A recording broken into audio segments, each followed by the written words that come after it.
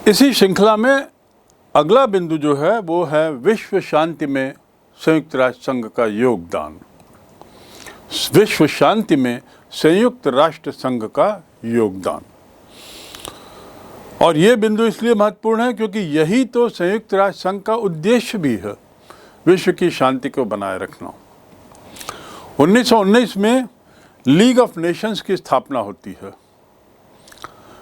और वो अपने उद्देश्य को पूरा नहीं कर पाती और द्वितीय विश्व युद्ध प्रारंभ हो जाता है और फिर वह 6 लंबे वर्ष तक चलता है और बड़ा भयावह युद्ध होता है। जब युद्ध चल रहा है उसी दौरान एक और अंतर्राष्ट्रीय संस्था की, जिसकी ज़्यादा पकड़ हो अंतर्राष्ट्रीय मामलों में, जो अंतर्राष्ट्रीय विवादों को सुलझाने में ज़्यादा सक्षम हो, ऐसी संस्था की ज़रूरत महसूस होती है। और जैसा मैंने पूर्व में बताया 1939 से ही, यानी विश्व युद्ध चलते चलते ही उसी दौरान, उसी काल में विश्व शांति के भी प्रयास शुरू हो जाते हैं। विश्व युद्ध को समाप्त करने के प्रयास तो चले ही रहते, लेकिन उसके बाद के विश्व को, विश्व युद्ध के बाद के विश्व को शांतिपूर्वक बनाए रखने के लिए, बचाए रखने के लिए लीग ऑफ नेशंस के आधार पर एक संस्था की जरूरत महसूस की जा रही थी। और इसी ज़रूरतों को ध्यान में रखकर 1945 में लीग ऑफ नेशंस, संयुक्त राष्ट्र संघ का जन्म होता है। संयुक्त राष्ट्र संघ को ज़्यादा कारगर बनाने का प्रयास इस काल में होता है। ये सुनिश्चित करने की कोशिश होती है कि संयुक्त राष्ट्र संघ एक जीवंत संस्था ही न रहे, बल्कि एक सक्षम संस्था रहे। इतने वर्षों में, गत 70 वर्षों के काल में, इसकी स्थापना के बाद से इसने सामाजिक क्षेत्र में, सांस्कृतिक क्षेत्र में, आर्थिक क्षेत्र में और अन्य क्षेत्रों में मैत्रीपूर्ण भावनाओं को बढ़ाने में, विश्व को एक ग्लोबल विलेज बनाने में, कोऑपरेशन के मामले में संयुक्त राष्ट्र संघ ने बहुत अहम योगदान किया है। इसी का परिणाम है कि आज विश्व के विभिन्न देशों के बीच में बेहतर सामंजस्य है, बेहतर समझ है। संचार माध्यमों ने जहां निश्चित रूप से विश्व के विभिन्न देशों को और लोगों को एक दूसरे के निकट लाया है, संयुक्त राष्ट्र संघ ने वहीं दूसरी ओर ये सुनिश्चित किया है कि ये निकटता, दूरियों की समाप्ति, इसका सकारात्मक उपयोग हो, इसका सकारात्मक परिणाम दिखे। और इस दिशा में संयुक्त राष्ट्र संघ का कार्य बहुत महत्वपूर्ण है। संयुक्त राष्ट्र संघ ने इतने वर्षों के प्रयास में बहुत उतार चढ़ाव देखे। अभी तक का काल, जो उसकी स्थापना के बाद का काल है, उसे हम 2 भागों में बांट सकते हैं अंतर्राष्ट्रीय राजनीति की दृष्टि से। पहला, शीत युद्ध का काल, यानी विश्व युद्ध समाप्त हुआ नहीं और शीत युद्ध शुरू हो जाता है। और दूसरा काल अमेरिकी वर्चस्व का काल, जो अभी भी जारी है। द्वितीय विश्व युद्ध समाप्त हुआ और शीत युद्ध प्रारंभ हो गया, जो लगभग 45 वर्ष तक या 35 वर्ष तक हम मान सकते हैं, 1945 से 1990। इस शीत युद्ध के काल में बहुत सी घटनाएं हुई जिसने विश्व को तीसरे विश्व युद्ध के कगार पर खड़ा कर दिया था। उन घटनाओं में कुछ घटनाओं का विवरण, जो बहुत महत्वपूर्ण है, हमने पिछले अध्यायों में किया है और इच्छुक लोगों को उस अध्यायों को देखना चाहिए समझने के लिए कि इन काल की मुख्य घटनाएं क्या थीं। लेकिन यद्यपि युद्ध की कगार पर खड़े हुए, युद्ध की कगार पर पहुंचे, लेकिन युद्ध नहीं हुआ, विश्व युद्ध नहीं हुआ। क्षेत्रीय युद्ध हुए, लेकिन ये क्षेत्रीय युद्ध फैल नहीं पाए। क्षेत्रीय युद्धों को वहीं समाप्त करने में सफलता मिली और इसका काफ़ी कुछ श्रेय संयुक्त राष्ट्र संघ के प्रयासों को जाता है या संयुक्त राष्ट्र संघ के बैनर तले हुए प्रयासों को जाता है। तृतीय विश्व युद्ध ना हो पाना ये स्वयं में संयुक्त राष्ट्र संघ की एक बहुत बड़ी सफलता है। अपने इतने लंबे दौर में, जिसमें शीत युद्ध का काल था, दो ध्रुवीय विश्व का काल था, दो महाद्वीपों के, दो महाशक्तियों के बीच की तकरार को संयुक्त राष्ट्र संघ ने किस तरीके से झेला और किस तरीके से शॉक अब्जॉर्बर का कार्य करते हुए सुनिश्चित किया कि इन दोनों के बीच की तकरार सुरक्षा परिषद में वाक् युद्ध से आगे न बढ़े।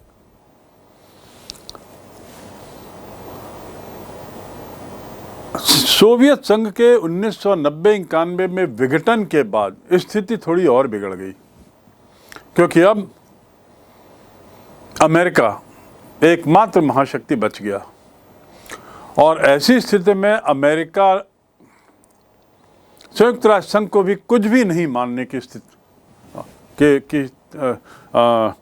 की जगह पे पहुंच गया। पहले तो ऐसा था कि संयुक्त राष्ट्र संघ के अंदर ही इन दो महाशक्तियों के बीच में ही तकरार होती रहती थी, तो एक तरीके से बैलेंस ऑफ पावर भी था। दोनों की शक्ति को चेक करने के लिए एक दूसरे की शक्ति ही काफ़ी थी। लेकिन अब जब सोवियत संघ टूट चुका तो ऐसी स्थिति में अमेरिका का भरसक प्रयास रहा कि वह संयुक्त राष्ट्र संघ पर भी हावी हो। इसके बावजूद, ऐसी स्थिति से गुजरने के बावजूद संयुक्त राष्ट्र संघ ने अपनी भूमिका बखूबी निभाई है। यद्यपि कुछ ऐसे क्षेत्र भी रहे हैं जहां संयुक्त राष्ट्र संघ की आलोचना भी हुई है, जिस पर हम आगे चर्चा करेंगे। संयुक्त राष्ट्र संघ कितना सफल, कितना असफल, ये भी एक विवादित मुद्दा रहा है। उसकी असफलता के कारण आदि हम पढ़ेंगे। फिलहाल हम उसके जो पॉजिटिव्स रहे हैं, सकारात्मक भूमिकाएं जो रही हैं, उसका जो विश्व शांति के लिए योगदान रहा है, उसका हम जिक्र करते हैं। आपको बताया गया पूर्व में कि दो देशों के मध्य या देशों के मध्य यदि युद्ध हो और या युद्ध की स्थिति हो, तो ऐसी स्थिति में शांति बनाए रखने के लिए संयुक्त राष्ट्र संघ को सेना भेजने का अधिकार है। संयुक्त राष्ट्र संघ को सेना भेजने का अधिकार है।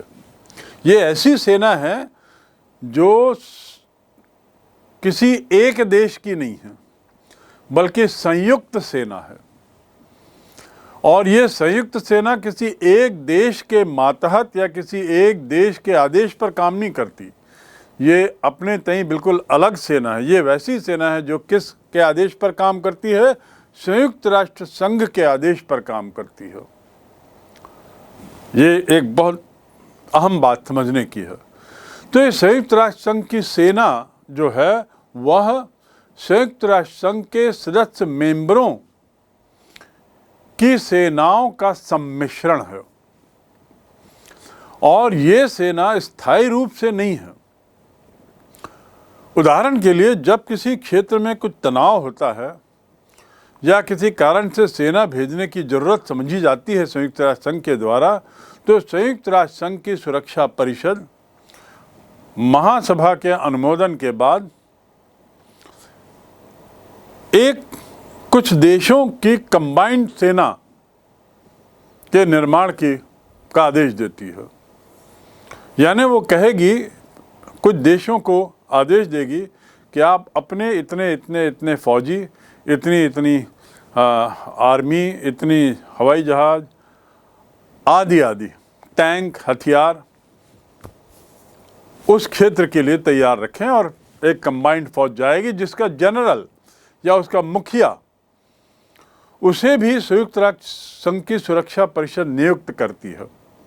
इन्हीं सेनाओं में से किसी एक सेना के मुखिया को, किसी एक सेना के व्यक्ति को इस कंबाइंड फौज का मुखिया बनाती है और इस सेना को कहते हैं शांति सेना, संयुक्त राष्ट्र संघ की शांति सेना या संयुक्त राष्ट्र संघ की सेना।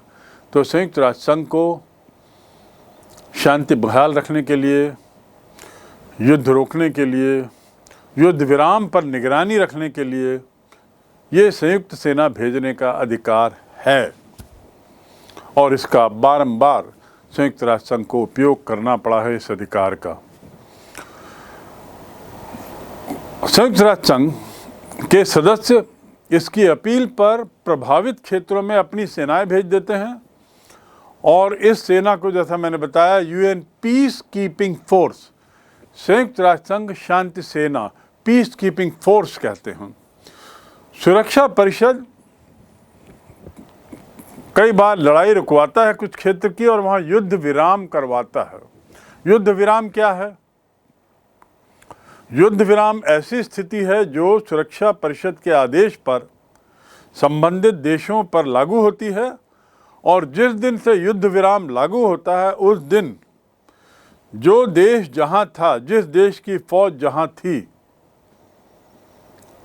वो वहीं पर रुक जाएगी, उसके आगे युद्ध नहीं होगा, ऐसा आदेश होता है। यानी युद्ध ना लड़ा जाए, जो जहां है वो वहां यथावत रहे।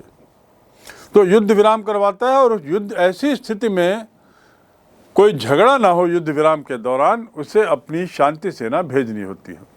भारत ने तो बहुत बार ऐसी अपनी शांति सेनाएं भेजी हैं जो हम आगे पढ़ेंगे जब हम भारत का संयुक्त राष्ट्र संघ में योगदान, इस विषय पर चर्चा करेंगे, तब हम विस्तार से पढ़ेंगे कि भारत ने कब कब भेजा है।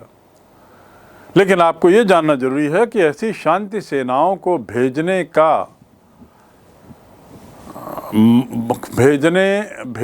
के अवसर या भेजने की ज़रूरत अनेकों बार पड़ी और संयुक्त राष्ट्र संघ की सेनाओं ने संयुक्त सेना के तहत अपना कार्य बखूबी निपटाया है। कई अवसरों पर विश्व शांति को बनाए रखने में इन शांति सेनाओं ने अहम भूमिका निभाई। यदि हम उन अवसरों को गिने तो इसमें से कुछ अवसर बड़े महत्वपूर्ण हैं, कुछ घटनाएं बड़ी महत्वपूर्ण हैं। और सबसे पहला उसमें आता है पाकिस्तान। 1948 में जब पाकिस्तान ने भारत पर कश्मीर पर आक्रमण किया था तो उसके एक हिस्से पर कब्जा कर लिया, तो भारत ने क्या किया? भारत ने संयुक्त राष्ट्र संघ में ये मामला भेजा और उस विवादित हिस्से में शांति सुरक्षा के लिए एक सेना संयुक्त राष्ट्र संघ ने भेजी थी जिसने युद्ध विराम को लागू किया था। तो सबसे पहला शांति सेना का उपयोग हम कश्मीर के क्षेत्र मामले में देखते हैं, जब भारत ने संयुक्त राष्ट्र संघ में कश्मीर का मुद्दा 1948 में भेजा। दूसरी घटना 1950 की। 1950 में उत्तरी कोरिया ने दक्षिणी कोरिया पर आक्रमण किया। ये वो काल है जो शीत युद्ध का है और पूरी दुनिया बाइपोलर हो चुकी थी, दो ध्रुवीय हो चुकी थी। कोरिया वैसे तो एक ही राष्ट्र था, पर उत्तरी और दक्षिणी कोरिया में विचारों का विरोधाभास था। उत्तरी कोरिया सोवियत संघ के खेमे का देश था, दक्षिणी कोरिया अमेरिकी खेमे का देश था और सोवियत संघ का अटूट विश्वास था कि कम्युनिस्ट विचारधारा का विश्व में जितना प्रसार हो उतना अच्छा है। उसी के उद्देश्य से उत्तरी कोरिया ने दक्षिणी कोरिया पर हमला किया था। युद्ध बहुत बढ़ गया तो संयुक्त राष्ट्र संघ ने वहाँ 16 देशों की मिली जुली सेना को निगरानी के लिए भेजा। कितने देशों की? 16 देशों की। तीसरी घटना 56 में सुएज नहर। मैंने बताया सुएज नहर की महत्ता आपको। अंतर्राष्ट्रीय व्यापार, अंतर्राष्ट्रीय अर्थव्यवस्था में सुएज नहर बहुत महत्वपूर्ण है और उसके संचालन, उसके स्वामित्व को लेकर बहुत तनाव हुआ। 1956 में मिस्र ने सुएज नहर का राष्ट्रीयकरण कर दिया, यानी अपनी नहर घोषित कर दिया, क्योंकि उसके क्षेत्र में थी। और राष्ट्रीयकरण करने से संयुक्त ये जो सुएज नहर है, जो अंतर्राष्ट्रीय व्यापार के लिए अत्यधिक महत्वपूर्ण थी, ये मिस्र की नहर हो गई। और परिणाम स्वरूप क्या हुआ कि मिस्र ने विदेशी जहाज़ों के आने जाने पर वहाँ से प्रतिबंध लगा दिया। अब वो नहर जो है वो करीब कई हजार किलोमीटर की समुद्री यात्रा को कम कर देती है। आप देख सकते हैं इस नक्शे में कि यदि स्वेज नहर बंद हो तो कितनी लंबी यात्रा करनी पड़ेगी पश्चिमी यूरोप जाने के लिए इस क्षेत्र से। ऐसे ही अमेरिका आदि को भी कितनी लंबी यात्रा करनी पड़ेगी वहाँ के जहाज़ों को। तो इसका मिस्र ने राष्ट्रीयकरण करके उस मार्ग को अपने आधिपत्य में ले लिया, जिसका बड़ा विरोध हुआ। और इसके विरोध में फ्रांस, ब्रिटेन, इजराइल ने एक तरीके से सम्मिलित होकर आक्रमण कर दिया, जिसे हम कहते हैं सुएज कैनाल क्राइसिस 1956। जब ये तीन देशों ने मिलकर आक्रमण किया, जिसमें फ्रांस और ब्रिटेन भी था, तो संयुक्त राष्ट्र संघ बड़ा सक्रिय हुआ। मामले को संयुक्त राष्ट्र संघ में जैसे उठाया गया, संयुक्त राष्ट्र संघ की फौज ने आक्रमणकारियों को एक तरीके से चेतावनी दी और फिर ये मामला वहीं शांत किया गया। संयुक्त राष्ट्र संघ की सक्रियता के कारण ये जो हमले हुए थे इजराइल, ब्रिटेन और फ्रांस के द्वारा, ये हमले रोक दिए गए और युद्ध समाप्त हुआ। चौथी घटना कांगो की, उसका जिक्र भी मैं पूर्व में कर चुका हूँ, जो अफ्रीका का एक देश है। कांगो में गृह युद्ध हुआ। गृह युद्ध का क्या तात्पर्य, क्या मायने हैं? गृह युद्ध मतलब अंग्रेजी में सिविल वॉर, और सिविल वॉर मतलब जहां देश की जनता स्वयं ही आपस में भिड़ चले। देश की जनता दो टुकड़ों में बढ़ जाए, दोनों के पास हथियार आ जाएं और उनकी फौज भी एक तरीके से बढ़ जाए और उन दोनों के बीच में देश के अंदर ही लड़ाई होने लगे, उसे कहते हैं गृह युद्ध। गृह युद्ध, घर के अंदर युद्ध। बेल्जियम ने कांगो के गृह युद्ध को समाप्त करने के लिए अपनी सेना भेजी थी, बेल्जियम ने भेजी, और फिर कांगो की अपील पर संयुक्त राष्ट्र संघ ने सेना भेजी थी, उसमें भारतीय फौज थी। उसके बाद 1974 की घटना, गोलन हाइट्स, इजराइल। ये सब बड़ी ऐतिहासिक घटनाएं हैं, इसलिए संक्षिप्त में कुछ नामों के माध्यम से ये कोशिश है कि आप इस काल में हुई कुछ घटनाओं को अपने मानस पटल पे बैठाएं। तो अगली घटना 1974 की, गोलन हाइट्स, ये एक जगह का नाम है। इजराइल और पैलेस्टीन को लेकर यहाँ पर इस जगह पे झगड़ा हुआ था और ये युद्ध की भीषणता से दुनिया थरथरा गई थी, क्योंकि इसमें अमेरिका भी एक तरीके से कूद पड़ा था इजराइल के पक्ष में। संयुक्त राष्ट्र संघ ने अपनी सेना यहाँ भी भेजी और इस प्रकार यहाँ शांति बनाई 1974। संयुक्त राष्ट्र संघ की शांति सेना के इतिहास में संयुक्त राष्ट्र संघ द्वारा शांति सेना को भेजे जाने के इतिहास में या संयुक्त राष्ट्र संघ द्वारा विश्व शांति के प्रयासों के इतिहास में अगली कड़ी में 1978 है। 1978 में लेबनान में संयुक्त राष्ट्र सेना भेजी गई। लेबनान की स्थिति देखें, ये क्षेत्र भी बड़ा विवादित क्षेत्र रहा है। मिडिल ईस्ट, मध्य पूर्व एशिया, ये बहुत विवादों में रहा है और जब तब यहाँ पर किसी न किसी कारण से अंतर्राष्ट्रीय राजनीति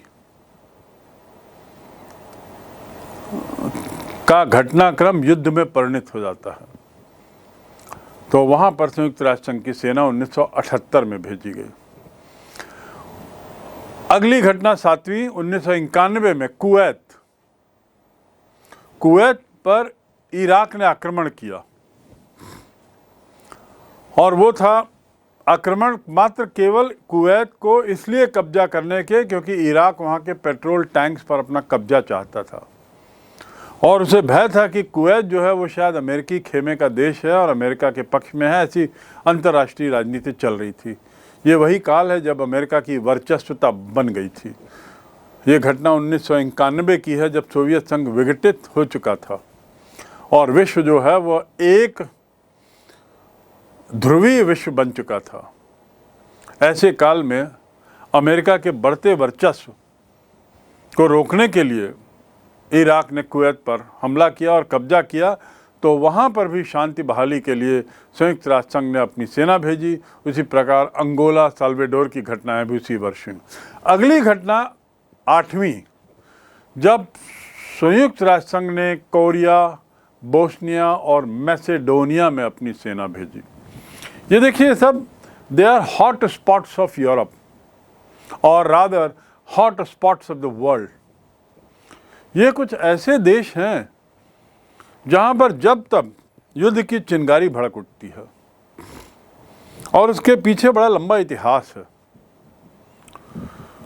तो इन देशों की गतिविधियों पर सचिवालय संयुक्त राष्ट्र संघ का पैनी नज़र रखता है, सुरक्षा परिषद पैनी नज़र रखता है, और हर वर्ष जब महासभा की बैठक होती है उस बैठक में भी इन देशों के मुद्दे जब तब आते हैं, क्योंकि भय बना रहता है कि ये छोटे छोटे देश कहीं किसी बड़े युद्ध का कारण न बन जाएं।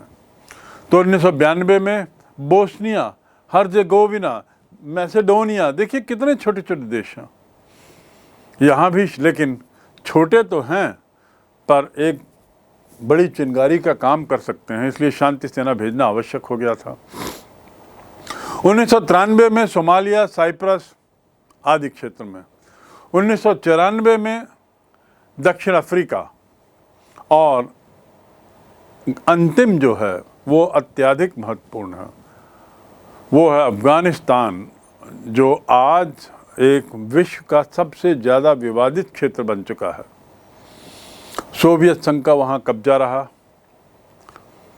सोवियत संघ चला गया तो अमेरिका का कब्जा आ गया।